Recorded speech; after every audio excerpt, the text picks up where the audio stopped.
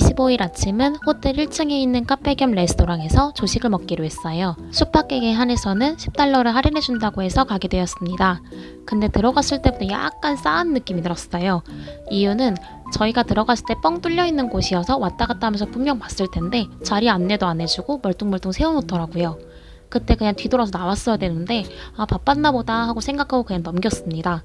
결국엔 excuse me 하면서 저희가 있다고 얘기를 하고 나서야 자리를 안내해 주더라고요. 근데 자리 안내만 해줬지 메뉴판도 안 가져다주고 다른 테이블을 앉자마자 주는 기본 커피도 안 주더라고요. 또 멀뚱멀뚱 있다가 손을 들어서 메뉴판 보고 싶다고 얘기를 했고 그 후에 가져다 주셨어요. 메뉴를 주문할 때 궁금한 게 있어서 물어보고 있었는데 다른 테이블에서 excuse me 했다고 저희 보고 기다리라고 한 다음 그 테이블로 가서 그쪽 손님이랑 얘기를 하는 거예요. 제가 문화를 이해 못하는 건지 모르겠는데 정말 불쾌하더라고요.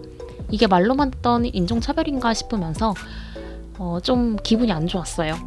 남자분이랑 여자분이 계셨는데 남자분은 그래도 친절까진 아니지만 인종차별하는 건가 라는 생각은 안 들었는데 여자분은 정말 불쾌할 정도로 무시하시더라고요.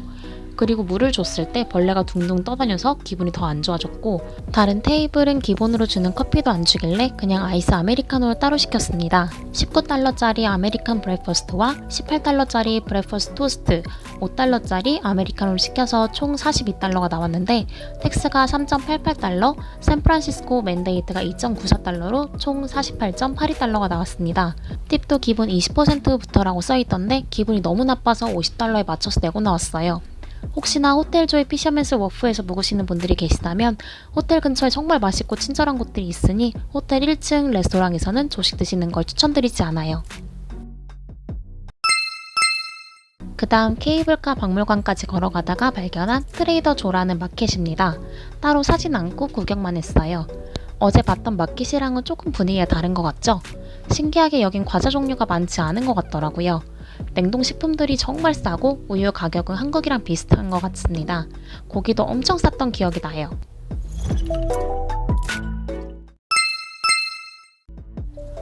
한참 걸어서 케이블카 박물관에 도착했습니다.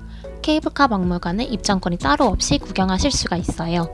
화요일부터 목요일까지는 오전 10시부터 4시까지로 금요일부터 일요일까지는 오전 10시부터 오후 5시까지 운영을 합니다. 월요일은 휴무니까 혹시나 가실 분들은 꼭 참고하세요. 엄청 크거나 하진 않았지만 케이블카의 역사부터 시작해서 케이블카 시스템이 어떻게 작동하는지 보여주기도 하더라고요. 근처 다른 곳을 갈 때 잠깐 둘러보는 건 좋지만 우버를 타고 일부러 와야 하거나 그런 곳은 아닌 것 같아요. 약간 우리나라 철도 박물관이랑 비슷하다고 생각하시면 될 것 같아요.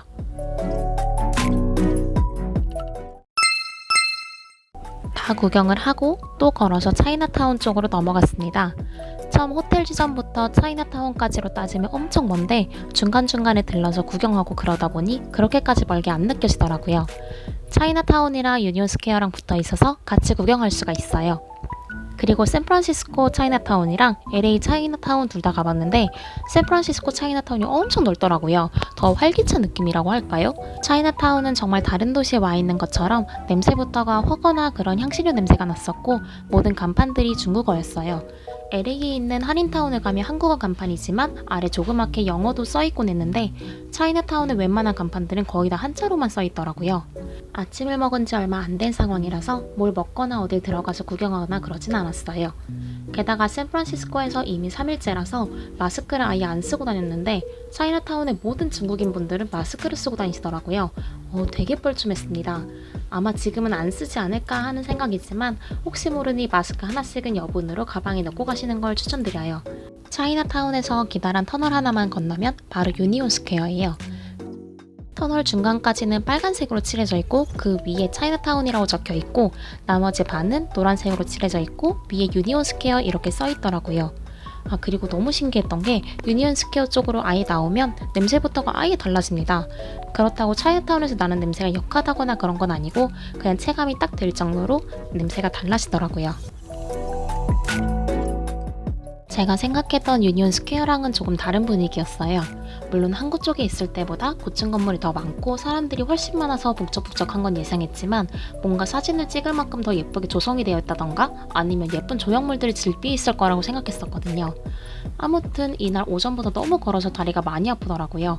그래서 저희는 근처 마시라는 백화점을 들어가서 스타벅스로 갔습니다.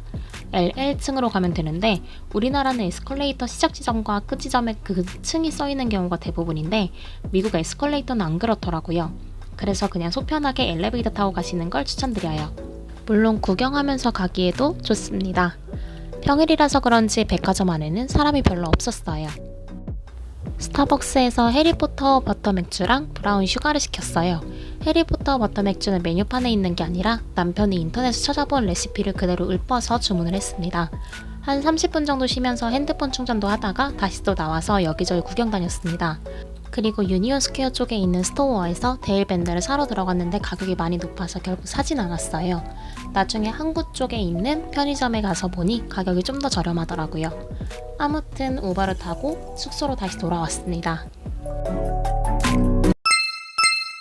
자전거는 제가 어제 빅버스에 대해 말씀드린 곳에서 한 번에 결제를 해서 따로 결제할 건 없었지만 보험을 꼭 들라는 말이 있어서 2명이서 9.98불을 내고 들었습니다.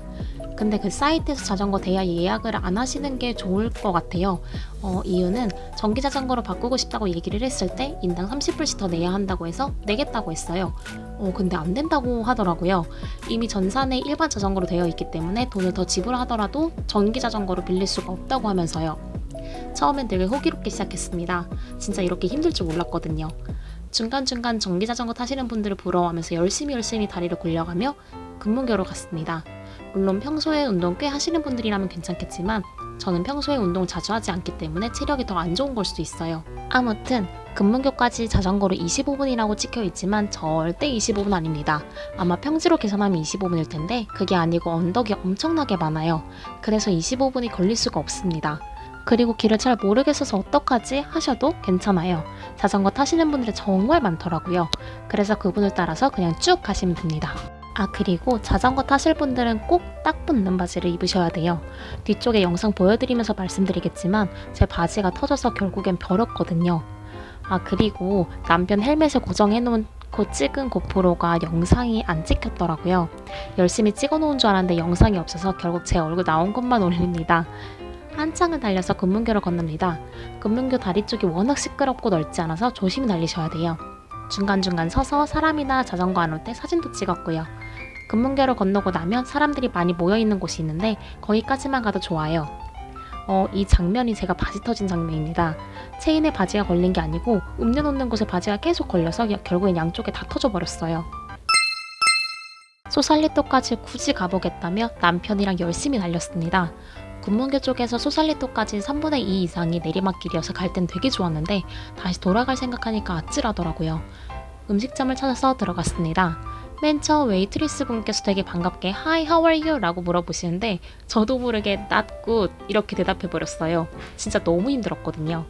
그래서 왜 그러냐고 물으시길래 우리 자전거 타고 여기까지 왔는데 정말 너무 힘들다고 얘기하면서 음식 주문했습니다.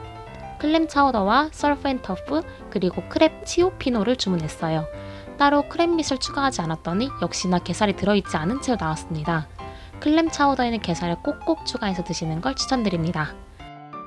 같이 나온 식전빵은 겉이 많이 딱딱하더라고요. 속은 눅눅하기도 했고요. 그래도 클램 차우더에 찍어 먹었습니다. 그 다음 서프 앤 터프는 이제 스테이크인데 약간 식은 건지 따뜻하진 않았어요. 그래도 같이 나온 버터에 찍어 먹으니 정말 맛있더라고요.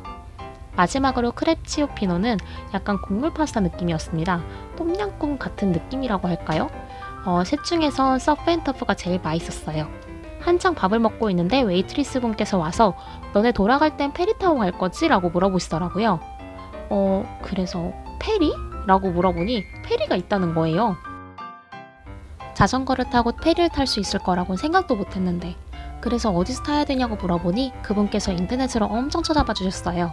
어디에 몇 시에 있다 이런 식으로. 진짜 그때부터 온몸에 긴장이 풀리더라고요. 정말 구세주 같은 느낌이었습니다. 그래서 총 109.81불이 나왔는데 팁으로 20불을 따로 드렸습니다. 정말 너무 감사드렸거든요. 원래라면 좀 더 소살리토에서 구경도 하고 가려다가 자전거 반납 시간 때문에 5시쯤 페리를 타야 해서 결국 구경은 못하고 돌아왔습니다. 승차권은 탈 때 내는 게 아니고 내리고 나서 아예 밖으로 나오기 직전에 승차권을 따로 넣는 곳이 있더라고요. 페리는 원웨이로 인당 14불로 총 28불을 냈습니다. 그리고 자전거 타시는 분들이 많으셔서 그런 건지 자전거를 따로 세우는 곳이 있고 그걸 안내해 주시는 분도 계셨어요. 자전거를 세워놓고 2층으로 올라가서 자리에 앉았어요. 원하는 자리 아무 곳이나 앉아도 되더라고요. 페리에서도 금문교가 보입니다. 그래서 굳이 자전거를 타고 금문교로 건너고 싶으신 분들이 아니라면 페리 타고 소살리토 가서 구경하고 그 다음 다시 페리 타고 돌아오는 걸 추천드려요. 편도보다 왕복 티켓이 좀 더 싸더라고요.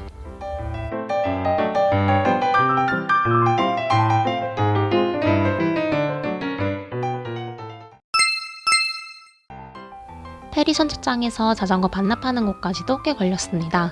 자전거 반납을 무사히 마치고 근처 CVS라는 편의점을 들려서 데일밴드랑 립밤과 신라면 하나 샀어요.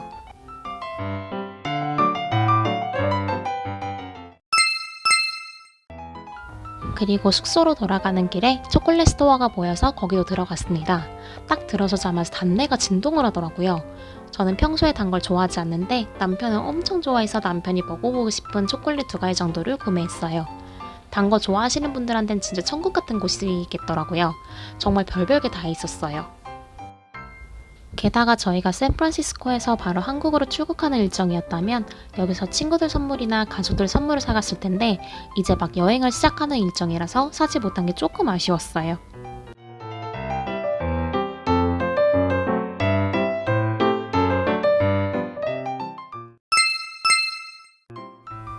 그리고 숙소 바로 근처에 편의점 엄청 큰 곳이 있어서 또 들렀습니다. 거기에서도 여러 가지 군것질거리와 음료와 물도 샀어요. 그리고 어제 빅버스 탈 때 내려서 꼭 먹어보자고 했던 그 치킨집을 들렀습니다. 치킨까지 야무지게 사서 숙소 가서 먹을 생각이었거든요. 이렇게 해서 25일 하루가 끝났습니다. 이날 진짜 걸은 거부터 시작해서 자전거까지 엄청 험난한 하루였네요. 근데 지금 와서 생각해보면 이날이 가장 기억에 남더라고요. 오늘 영상도 봐주셔서 감사합니다.